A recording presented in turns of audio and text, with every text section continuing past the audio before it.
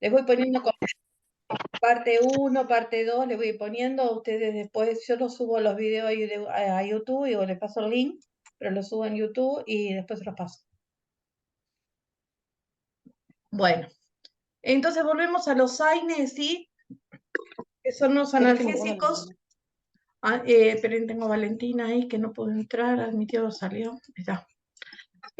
Volvemos a los AINES. Bueno, el mecanismo de acción que tienen los AINES es inhibir unas enzimas que son la ciclooxigenasa 1 y 2, COX-1 y COX-2 se llaman. Lo que hacen en realidad, a ver, en la que sigue, acá tengo. Cuando nosotros tenemos, para que ustedes entiendan, cuando nosotros tenemos alguna lesión, tenemos algo que nos produce el dolor, ya sea un agente agresor físico, químico o biológico, como está ahí, que nos produce algún dolor, nuestra membrana celular siempre se ve afectada, ¿sí? Si nos cortamos o tenemos un desgarro, ¿sí? Son células que se rompen, nuestra membrana se rompe. En la membrana plasmática nuestras, de nuestras células, hay una enzima que es la fosfolipasa 2, A2, que lo que va a hacer es transformar esos fosfolípidos de la membrana en ácido araquidónico. Y el ácido araquidónico, a través de esta ciclooxigenasa 1 y 2, da lugar a tromboxano a prostaglandina, leucotrieno y prostaciclina. A lo que nos interesa más a nosotros, propiamente dicho, es el tromboxano y las prostaglandinas. Esto pasa cuando hay dolor, ¿sí? Cuando hay alguna lesión, este ácido araquidónico va a producir tromboxano y prostaglandinas. Entonces, cuando nosotros tomamos un analgésico, pregúntenme si no entienden.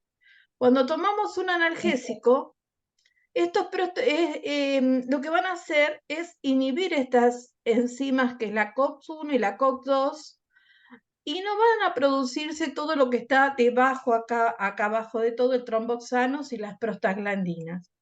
El tromboxano, ¿en dónde interviene? En la coagulación. Si yo no tengo tromboxano, no va a haber coagulación. Entonces, cuando yo tomo un analgésico, una aspirina, por ejemplo, tengo alterada la coagulación, ¿sí? Por eso la aspirina se da como antiagregante plaquetario. ¿Por qué? Porque va a evitar que se formen estos trombos, estos coágulos de sangre, ¿sí? Entonces, pacientes que están infartados en el momento del infarto o post-infarto como preventivo, se le da la aspirina, ¿sí? Porque lo que hace es disolver esos coágulos, ¿sí? Yo veo nada más que a 3 personas. Si alguien me escribe o algo yo no veo, alguien me puso, hola, no escucho nada, no sé quién es, un Galaxy. Pero yo escucho. Ah, sos ¿Me vos. escuchás, María? Sí, sí, Sí, ahora. ahora sí. Ah, listo. Listo, Bueno, porque hoy quería preguntar algo y no me dejaba. ay, como tenerte con la boca cerrada, vos, Ana. Vos tenés que hablar, vos preguntás, dale. Lo que tengan dudas, pregunten, no se queden con las dudas. Bueno, el tromboxano interviene en la coagulación. Entonces, cuando yo tomo un AINES, un ibuprofeno, un diclofenac, una aspirina, lo que va a pasar es que ese tromboxano no se va a formar, ¿sí? Al no formarse, yo tengo riesgo de, si en dosis alta, se puede llegar a producir hemorragias. Por ejemplo, si un paciente está tomando aspirina normalmente porque es un paciente cardiológico, o yo estoy acostumbrada a tomar aspirina porque hay gente que toma por deporte muchas veces la aspirina, la vallaspirina, la cafeaspirina, todos los días se toman una, aparte que van a ver qué efectos adversos produce. Lo que hace este tromboxano no se forma y bueno, voy a tener riesgo de tener hemorragias digestivas, ¿sí? Por ejemplo, porque no solamente es la coagulación, sino las prostaglandinas. Las prostaglandinas lo que hacen normalmente es las que se estimulan la producción de mucus. El mucus que tenemos en el estómago que nos recubre y nos protege. Cuando nosotros no tenemos prostaglandinas, tenemos el estómago limpito, no tenemos ese mucus que nos protege, esa protección. Entonces, ustedes imaginen, estos medicamentos, todo este grupo, estos AINES, la mayoría son ácidos. Son ácidos. Sí. No, me quitan la protección del estómago, la citoprotección me la quitan y no tengo tromboxano, o sea, tampoco tengo la coagulación, no hay tromboxano para la coagulación. Entonces, cuando uno toma de forma crónica y en cantidades elevadas, se produce hemorragia digestiva, ¿sí? Y El esto no es paracetamol, por ejemplo, ¿no? el paracetamol, por ejemplo, que está dentro de este grupo, tiene una particularidad que inhibe las prostaglandinas, pero a nivel sistema nervioso central, y entonces no quita la citoprotección. Por eso es más inocuo. Pero el paracetamol tiene un efecto adverso, en grandes dosis, en altas dosis, que es hepatotóxico. Entonces, cuando la forma farmacéutica de 1 gramo se estuvo por sacar, hace poco se estuvo por sacar, pues la gente abusa mucho del paracetamol. Por ahí de 500 ya tenés que tomar 2, es como que es más complicado, pero el de 1 gramo por ahí tomaban de más. Y entonces, eso es lo que ocurre, que es hepatotoxicidad produce, es un efecto que tiene el paracetamol. Por eso, todo tiene que estar, sí. Tampoco es tan inocuo, ¿sí? Pero dentro de todo no hace tanto mal al estómago y podemos evitar la parte de las úlceras que produce el resto de los AINES. O sea que ustedes miren, que un ibuprofeno, que un diclofenac, que un piroxicam, un ketorolac, una aspirina, son medicamentos que son de venta libre, que uno los compra, los puede tomar todo lo que el tiempo que uno se le ocurra, porque yo voy, me compro, me duele y tomo. O sea, no es lo adecuado, eso no se debe hacer. Por eso siempre te dicen que si vienes de venta libre, bueno, tomaste 1 día, 2 días, no te calmó el dolor, bueno, anda al médico y consulta porque evidentemente hay otra cosa. Los efectos adversos que tienen estos medicamentos siempre terminan con úlceras y hemorragias digestivas, ¿sí? Previo a una cirugía, por lo menos una semana antes, tengo que suspender, por ejemplo, el consumo de aspirina, porque si no, el tiempo de sangrado va a ser mayor, ¿sí? Va a tardar en coagular, ¿sí? Va a haber un tiempo de sangría mucho más grande, ¿sí? Y bueno, el paciente corre riesgo de hemorragias durante la cirugía.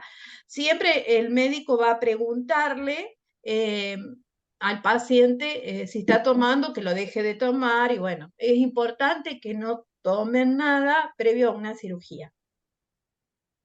Una consulta, ¿para el diabético también es lo mismo? Es lo mismo, sí, no tiene nada que, este grupo no aumenta la glucosa, digamos, pero sí los corticoides que son otro tipo de antiinflamatorios, inmunosupresores, son analgésicos porque producen la analgesia inhibiendo, o sea, por producir, bajando la inflamación. Baja la inflamación y baja el dolor, pero en realidad son antiinflamatorios inmunosupresores, los corticoides, la dexametasona, la hidrocortisona, la betametasona, meprednisona, todos los que ustedes quieran, todos esos son corticoides, son antiinflamatorios, pero al bajar la inflamación baja el dolor, ¿sí? Es como que no es María, sí, Eso en el grupo de los... También están los que tienen la penicilina también. no, esos son antibióticos. Ah, Ahí listo. vamos aparte. Penicilina es antibiótico, ya lo vamos a ver por separado, ¿sí? Vamos a ir viendo grupos de... María, yo te quería Sí, preguntar, ¿qué sí. diferencia hay entre la dexametasona y la betametasona? O sea, los dos son corticoides, son las dos de Sí, más o menos tienen el mismo efecto, producen, pero pueden ser uno más rápido que otro, no recuerdo el tiempo de acción, pero son corticoides, no hay mucha ¿son diferencia. corticoides? Son Y corticoides no pasa ambos. nada por... No, ¿Cómo? no, son dos corticoides diferentes, pero no tienen gran diferencia. O sea, depende para qué lo necesites, pero Claro, la beta viene más de depósito, se utiliza más de depósito. Igual la dexametasona también viene de depósito, pero no tiene, que es el decadrón dúo, que se conoce con nombre comercial, no se utiliza claro. tanto. Se utiliza más la beta de depósito, que bueno, eso tiene una duración de 21 días. Mm, Podemos creer que dicen 21, pero más o menos se redondea en 15. que son de acción, bien. por eso son de depósito, tienen una acción prolongada. Tampoco hay que abusar de esos corticoides. No, Bueno, no, van a ver, cuando empecemos a ver el corticoide, van a ver los efectos que tienen, no son tan bonitos. sí, Son una salida no. rápida Solucionan un rato. para algunas cosas funcionan muy bien, pero no hay que abusar tampoco. O sea, no hay ningún medicamento inocuo, chicos. Sí, te digo, No. ténganlo bien en cuenta esto. Todo produce un montón de cosas. Entonces, bueno, estos AINES. María, perdón. Hoy Sí, yo te iba a preguntar y se cortó.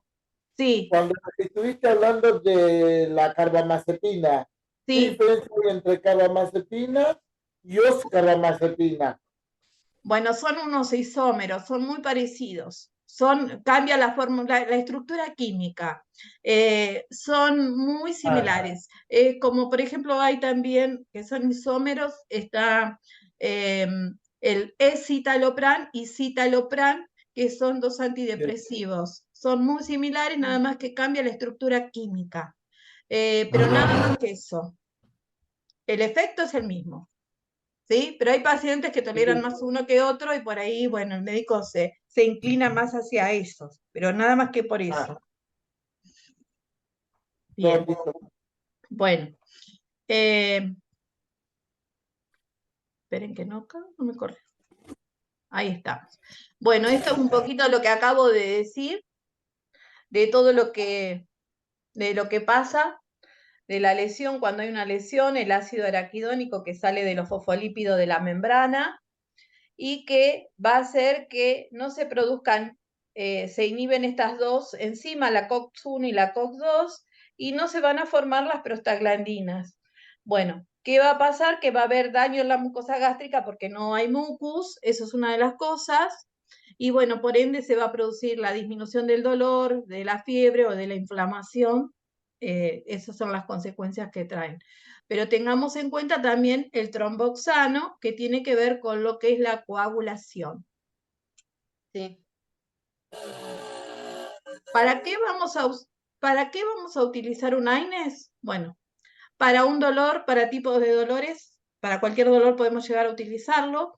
Si es un dolor neuropático, lo vamos a tener que combinar con algunos, como la pregabalina que vimos, o la carbamazepina, por ahí amitriptilina. Si bien tienen otra acción terapéutica, porque yo le dije, amitriptilina es un antidepresivo, la carbamazepina es un antiepiléptico, la pregabalina también la utilizamos, pero la mayoría de los pacientes les produce sueño.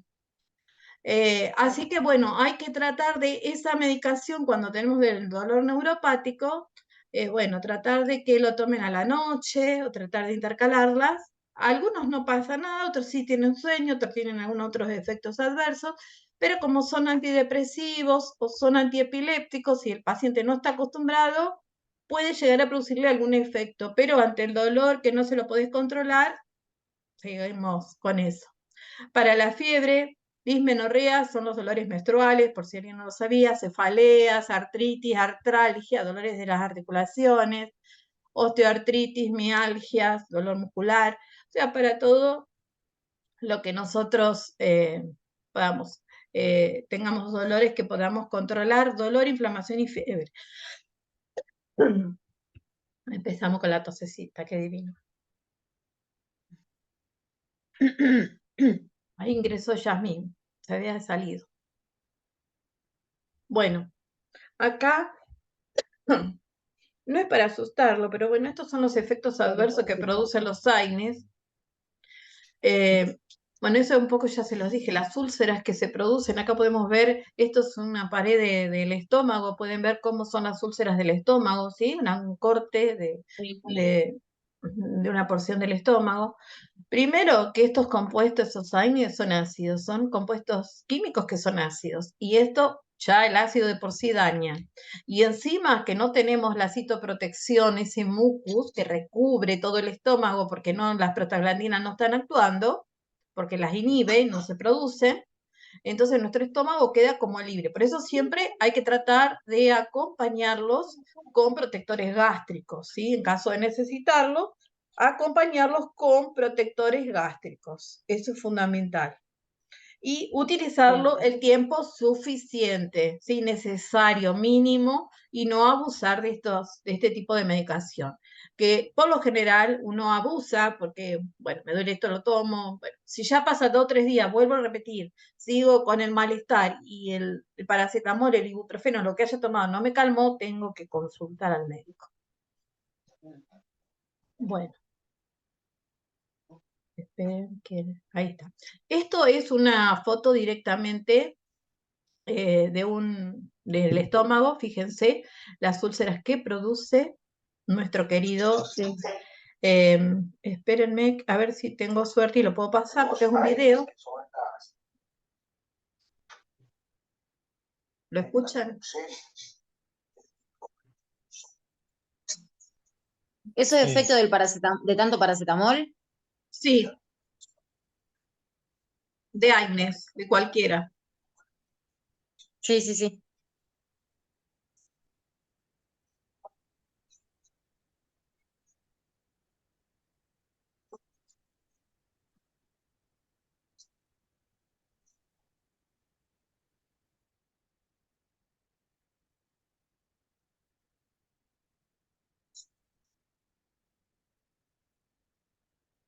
Bueno, ¿vieron ese video? Bueno, ese los dejo para que lo puedan ver, pero fíjense la importancia que tiene el uso racional de estos medicamentos, que nosotros los consideramos como si fuera algo normal y lo tenemos incorporado y bueno, ya no hay que abusar de esto. Bueno, acá está lo de otro de los efectos. Primero fue lo de la citoprotección, y que eran ácidos fuertes que producían estas úlceras gástricas. O sea, la úlcera gástrica es el primer efecto adverso. Segundo, el bloqueo de la agregación plaquetaria. Por eso se utilizan como bloqueantes. Bueno, acá esto yo se los puse acá abajo porque se hacen lío con agregación plaquetaria, antiagregación plaquetaria, por ahí se confunden, son antiagregantes plaquetarios, ¿sí? O bloqueo de la agregación plaquetaria. Entonces, evitan la formación de coágulos, ¿sí? Es una de las cosas que nosotros tenemos, y si evita la formación de coágulos, no se coagula la sangre, entonces estamos más expuestos a las hemorragias, ¿sí? Y en este caso, si encima estamos dañando nuestro estómago con estos ácidos, vieron cómo está ese estómago que ha sufrido la erosión de todos estos ácidos, estamos muy expuestos a hemorragias digestivas. Entonces, bueno, y tampoco tenemos el tromboxano que nos puede ayudar. Entonces, tenemos muchas veces pacientes que ingresan por guardia con unas hemorragias digestivas importantes, bastante difíciles de controlar en muchas ocasiones, ¿sí? Así que tengan en cuenta esto, y que no hay que tomar aspirina, ¿sí? Por lo menos 7 a 10 días previo a una cirugía, ¿sí? Porque cuando no voy a coagular, mi sangre no va a coagular, el tiempo de sangría se extiende, ¿sí? Voy a sangrar más de lo normal y no va a coagular, y bueno, obviamente que esa cirugía corre riesgo de tener una complicación. Bueno, también produce una inhibición de la motilidad uterina, es decir, prolonga la gestación. Ustedes van a ver que la mayoría de las embarazadas no podemos darle esto porque, bueno, prolonga el tiempo de gestación. Sí, le damos paracetamol, porque, bueno, si inhibe las prostaglandinas, a nivel sistema nervioso, y no afecta tanto a las prostaglandinas fuera del sistema nervioso. Ustedes saben que en el momento del parto, cuando una embarazada empieza con contracciones, está secretando prostaglandina. Las prostaglandinas son las que hacen que se inicie el parto. Con un AINES no tengo prostaglandina, entonces por eso esa motilidad uterina, y por eso se va a prolongar el tiempo de gestación. Entonces no es conveniente darle a una embarazada uno de los AINES. Lo que podemos darle es paracetamol, siempre toman paracetamol, porque inhibe prostaglandinas, pero a nivel del sistema nervioso central, y no afecta el trabajo de parto, ¿sí? Eso por un lado. Bueno, sí. Otra cosa complicadita de esto, el uso o abuso también de estos AINES es que produce, altera nuestra función renal, ¿sí? Podemos llegar hasta una insuficiencia renal. Cuando hay una insuficiencia renal, lo primero que te pregunta el médico es si tomás mucho ibuprofeno, mucho diclofenac, porque son causantes de estas, de inhibir la función renal, también porque también están metidas las prostaglandinas, ¿sí? Entonces puede ser una causa de insuficiencia renal. Así que fíjense los efectos que tienen estos ibuprofenos o diclofenac que estamos acostumbrados a manejar a diario.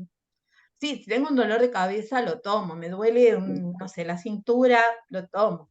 Pero no tomarlo todos los días por las dudas, a ver si, para que no me duela nada. No. Tomo si lo necesito. No es una cosa que yo tenga que depender de esto. Miren la importancia que tiene todo esto, que no lo sabían por ahí, no lo tenían claro, pero fíjense. Y la última, que es las reacciones de hipersensibilidad, reacciones de las alergias que puede producir, vamos a llamarlas así, va de una rinitis, de una urticaria, a producir, por ejemplo, una broncoconstricción, ¿sí? Que el paciente se te ahoga. Hay muchísima gente alérgica a la aspirina y muchas veces, o al ácido acetilsalicílico, y muchas veces está dentro de lo que son los antigripales, esos que vienen con muchos componentes. Muchos tienen aspirina y muchos no lo saben y toman eso y terminan con una broncoconstricción, con un edema de glotis en la guardia por haber tomado eso sin saber que tenía aspirina. O sea, todo un tema, esos medicamentos antigripales que contienen muchos medicamentos, muchos principios activos, y bueno, puedo tener alguno que me produzca la reacción alérgica. Bueno, hay muchísima gente alérgica a estos AINES. Lo que más van a encontrar en las alergias, la aspirina y la dipirona. La dipirona es un arma de doble filo. Tengan mucho cuidado porque hay muchísima gente que es alérgica a la dipirona. Y cuando ustedes coloquen una dipirona, ¿sí? Más que nada cuando es intramuscular o por vena o si está internado el paciente, tengan en cuenta cómo reacciona el paciente, porque puede tardar minutos o una hora. O sea que cuando nosotros hagamos medicación, tenemos que ir y ver el paciente cómo sigue, ¿sí?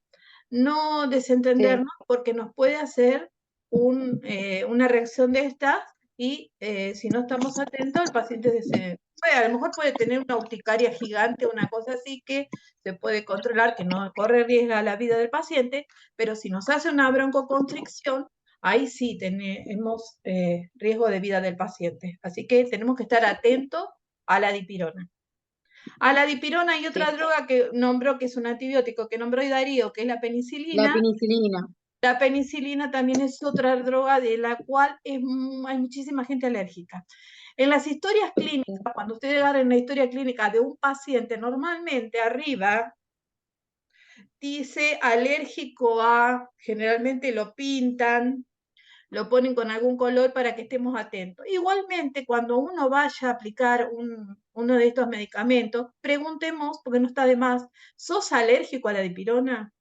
O a la novalgina nombre comercial, pero preguntemos, porque muchas veces el paciente se olvidó de decirle al médico, puede pasar muchas cosas, bueno, hay que decirlo, ¿sí? O no sabe ni qué le escribió el médico, porque muchas veces pasa eso, que no entienden ni qué escribió el médico, y bueno, entonces ahí es como que aparece todo este problemita.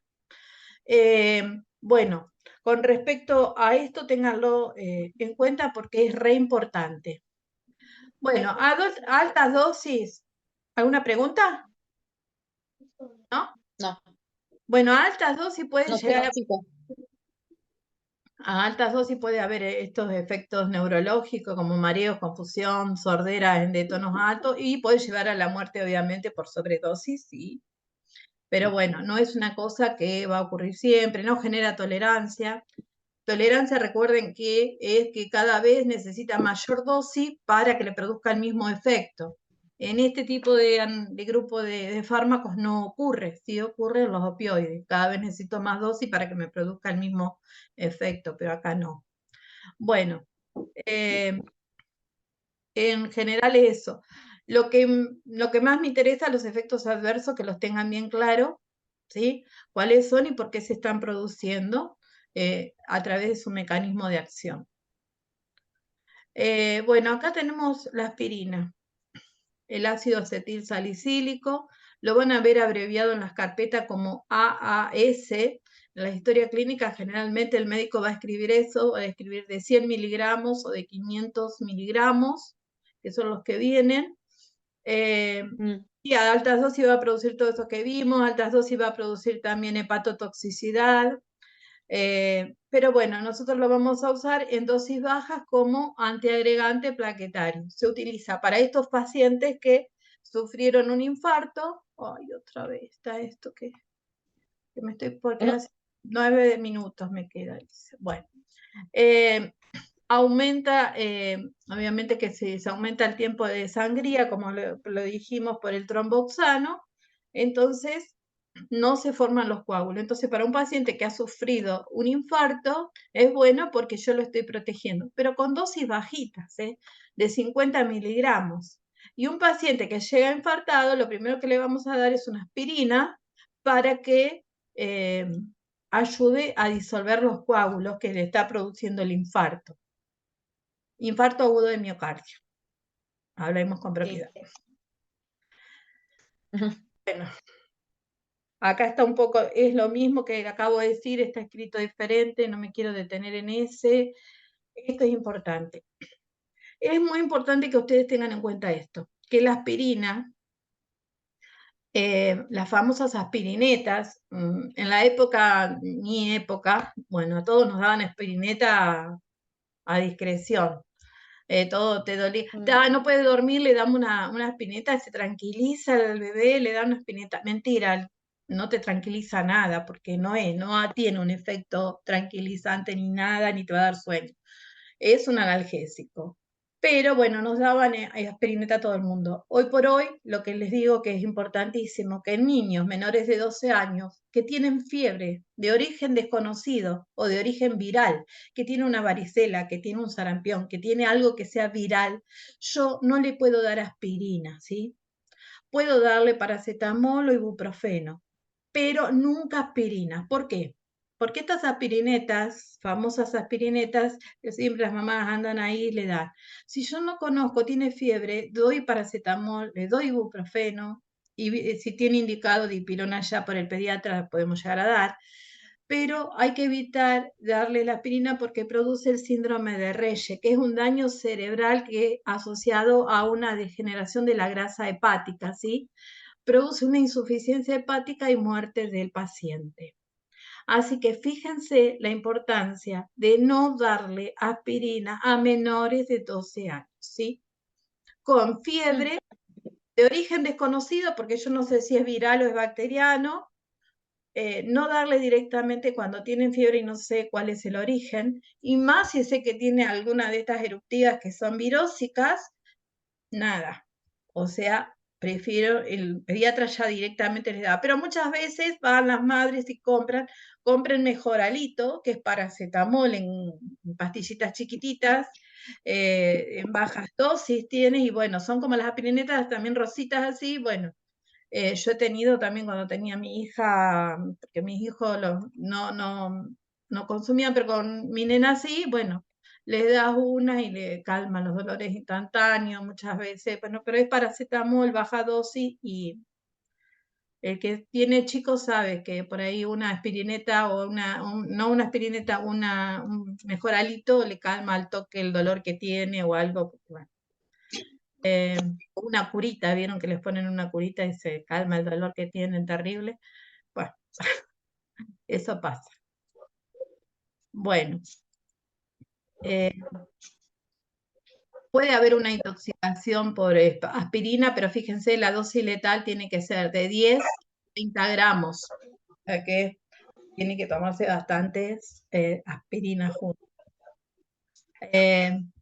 Acá tenemos un poco todo el grupete de los AINES para que los vean. El paracetamol también se llama acetaminofén, acetaminofén, como lo quieran llamar. Pero no se los voy a preguntar, simplemente les voy a decir el paracetamol. No soy tan mal llevada, igual que la dipirona también no les voy a decir metamizol, pero se los pongo porque por ahí pueden estar leyendo en algún libro o alguna cosa y les aparece y no saben de qué se trata. Bueno, y acá están todos los AINES, los más importantes. Hay algunos factores que encima nos juegan en contra, digamos. Tomando esta medicación, hay cosas que tenemos que cuidar. Por ejemplo, las altas dosis no es recomendable. En los mayores de 60 tenemos que tratar que las dosis no sean altas. Si hay antecedentes de úlcera también, o con alguna protección, ¿sí? No tomar más de un AINE junto, porque por ahí pueden tomar dos diferentes juntos, tampoco. El alcohol, el tabaquismo tampoco ayudan, ¿sí? Complican un poco más el tema de nuestro estómago, ¿sí? Más en lo de los efectos adversos. Tampoco con corticoides y tampoco con anticoagulantes. Recuerden que esto produce un aumento de la sangría y si encima le doy anticoagulante, peor todavía, más expuestos a las hemorragias estoy, ¿sí? Así que eso es como que hay que cuidarlo. Y hay otros fármacos que, por ejemplo, podemos usar para minimizar esos efectos que yo un poquito se los dije. La ranitidina en vía oral se sacó del mercado ya hace un tiempo, solamente la podemos utilizar para los pacientes que estén hospitalizados y tengan suero, por ahí sí le podemos dar ranitidina endovenosa. Famotidina viene en vía oral, ¿sí? Que es un pariente, digamos, de la ranitidina. El omeprazol, el sucralfato y el misoprostol, que el misoprostol es el que activa las prostaglandinas. El misoprostol se asocia generalmente a los AINES. Tengan en cuenta esto. El misoprostol, lo habrán escuchado, es la famosa pastilla abortiva. Se los dan a los AINES porque se agregan, por ejemplo, diclofenac con misoprostol. En un tiempo se utilizaba para abortar cuando no estaba esta pastilla.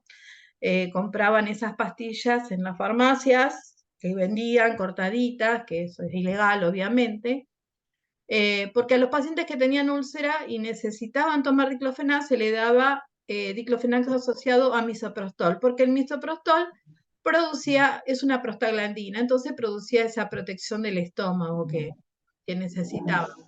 Pero a su vez el misoprostol produce contracciones uterinas. Entonces, el misoprostol lo que hace es producir contracciones uterinas y por eso esa pastilla se convierte en abortiva, ¿sí? Porque esas contracciones hacen que nosotros perdamos el embarazo. ¿Sí? Esa es la pastilla, el misoprostol y la pastilla abortiva que hay hoy en el mercado y que se puede adquirir en cualquier lado.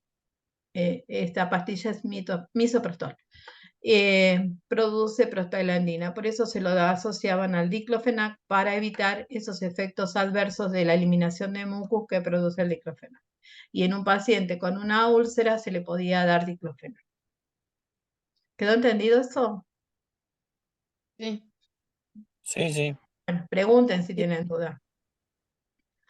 Bueno, las recomendaciones que les puedo dar es lo que yo les vine diciendo hasta acá, es esto.